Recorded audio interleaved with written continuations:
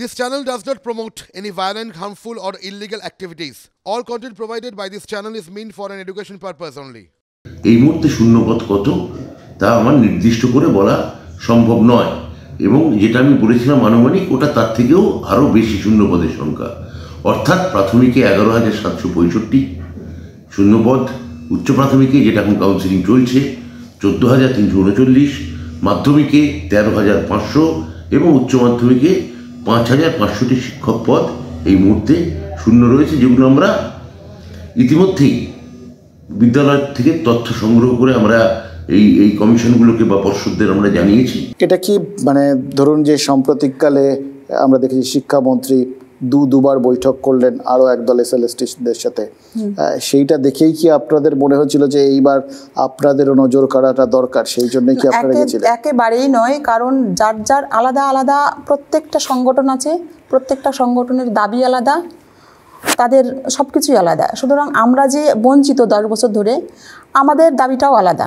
আমরা সেইভাবেই দাবিটা উত্থাপন করছিলাম খুব সিম্পলভাবে।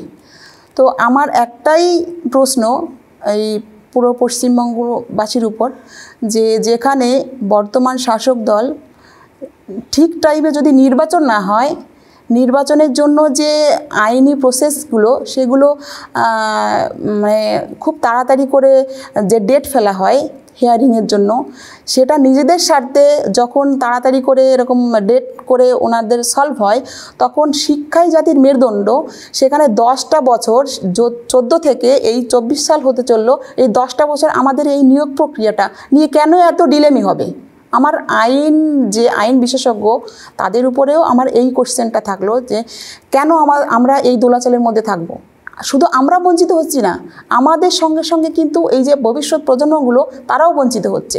আজকে তার ধাক্কা দিতে গিয়ে অভিজ্ঞতা তো হলো, ধাক্কা দিতে গেলে কি হয় আপনারা দেখলেন, ভবিষ্যতে এরকম রাস্তায় আর যাবেন? অবশ্যই, কারণ আমরা তো 2-1 জন মিলে প্রার্থী এখানে ঠিক করি না, আমাদের একটা আলাদা ইউনিটি আছে। আমরা কি করব না করব সবাই মিলে আলোচনা সিদ্ধান্ত করে আমরা পরবর্তী সিদ্ধান্তটা পরে নেব। তবে যতদিন না পর্যন্ত আমাদের দাবিটা পূরণ হচ্ছে, গেজেট মেনে ইন্টারভিউ 15 দিন আগে পর্যন্ত সমস্ত স্টেট পাস টেনদের নিয়োগ না হচ্ছে, ততদিন আমরা আমাদের মতো কর্মসূচি চালিয়ে যাব। কারণ আমরা কোনো সাদা খাতা জমা দিইনি। যাদের রাজনীতি করার কোনো অভিজ্ঞতা নেই তারা আপনারা এরকম একটা আন্দোলনে গেলেন, এবং এই আন্দোলনে এরকম জায়গায় গেলে কি অভিজ্ঞতা হয় সেটা আপনারা উপলব্ধি করলেন। এরপরেও আপনারা মানে পারবেন এরকম জায়গায় যেতে? আপনাদের বাড়ির থেকে অ্যালাউ করবে? দেখুন, আমাদের বাড়িতে সাপোর্ট আছে বলেই তো আমরা নিশ্চয়ই এভাবে এগিয়ে যেতে পারছি, কেননা তারা সকলেই জানে যে আমরা কোনো অন্যায্য নই, অন্যায্য করি। এবং আমরা যখন বাড়ি থেকে বেরোই না, তখন আমার বাবা মারা না আমাদের মুখের দিকে তাকিয়ে থাকে যে বাবা মা তোরা কবে সুখবরটা আনবি। এক একজনের বাড়ির অবস্থা কল্পনা করতে পারবেন না।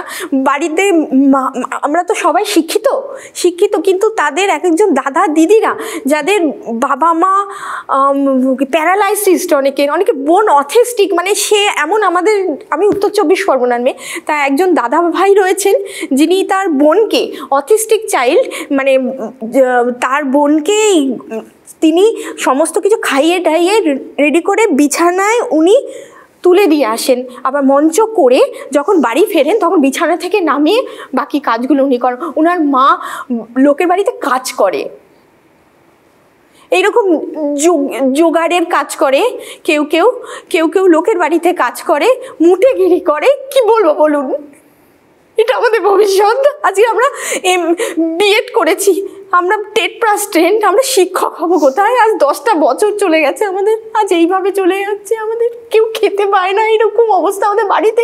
দুমুঠো না বাবা মার মুখে দুমুঠো রোজগার দিয়ে না খাওয়া যদি দিতে পারি, সেটা আমাদের পক্ষে অনেক সৌভাগ্য। আজ আমরা এরকম কীভাবে রয়েছে বাবা মা চিন্তা করতে পারবেন না, কোনো যোগাযোগ নেই, কিছু নেই। এইভাবে মাননীয় আপনার কাছে একটাই আমাদের প্রার্থনা, আমাদের জীবনগুলোকে রক্ষা করুন, নইলে শেষ হয়ে যাবো। এমনি আমরা লাশ হয়ে গেছি, আমাদের বাবা মা সংসার সব কিছু শেষ হয়ে যাবে। জানেন এরকম ক্ষেত্রে কি বলতে হয় কি বলা যায়, আমাদেরই ঘরের আমাদেরই বোনেরা, দিদিরা, এরা সব রয়েছেন আর কি। এরা তো কেউ মানে ওই বললাম আন্দোলন করার জন্য পরীক্ষা দেননি, আন্দোলন করার জন্য পাশ করেননি। এরা তো ওই স্কুলে ঢুকতে চেয়েছিলেন, টিচারই করতে চেয়েছিলেন, তার বদলে আন্দোলন করছেন। ক্লাসরুমে থাকতে চেয়েছিলেন, তার বদলে লকআপে থাকছেন।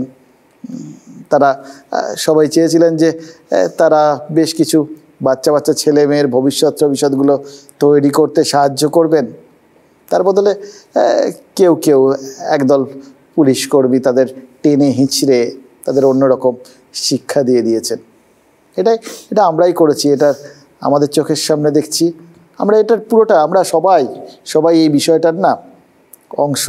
আমি জানি না এটার শেষ কোথায়, কবে, কারণ এর মধ্যে অনেক কিছু আছে। কারুর সদিচ্ছার ব্যাপার যেরকম রয়েছে, আইন আদালতের ব্যাপারও রয়েছে। কবে মিটবে আমি জানি না, কিন্তু বিশ্বাস করুন আমাদের বাড়ির লোকজনের না এই সাধারণ ঘরের এই ছেলে মেয়েদের এই বিষয়গুলো এগুলো না হলেই বোধহয় অন্তত আমাদের জন্য ভালো, কারণ এটা আমাদের কারুর ভালো লাগে না। আমি নিশ্চিত সরকার হোক, বিরোধী হোক, তারা নেতা হন, কোথাও গিয়ে তারা তো আমাদের এই রাজ্যের কেউ, তারাও কারোর না কারোর তাদের সবার পরিবার আছে, নিশ্চিত তাদেরও ভাল লাগে না। জানি না কোথায় গিয়ে গোটা বিষয়টা আটকে থাকে। শুধু আমরা এটুকুনি চাইতে পারি যে সবাই তো শুনছেন, সবাই দেখছেন, একটু সবাই মিলে একটু চেষ্টা করে যদি অন্তত বারবার শিক্ষিত কিছু ছেলে মেয়ে যারা তাদের ন্যায্য পাওনার জন্য লড়ছেন, চাকরি চাইতে এসে এরকমভাবে চোখের জল ফেলতে হবে, এটা ঠিক মেনে নেওয়া যায় না, জানেন তো। আপনাদের অনেক ধন্যবাদ। আর আমি জানি না আর কি জিজ্ঞেস করবো বা কি বলবো আপনারা এসছেন আজকে লকআপ থেকে বেরিয়ে আমাদের সঙ্গে এখানে, আপনাদের অনেক ধন্যবাদ। আপনাদের বার্তা সে তো আপনারা সবার সামনে তুলে ধরবেন, হয়তো 556 দিন ধরে তুলে ধরেছেন, ভবিষ্যতেও তুলে ধরবেন। আশা করা যায় কোনো না কোনো সময় কেউ না কেউ আপনাদের কথা শুনবেন। আপনাদের অনেক ধন্যবাদ। ধন্যবাদ।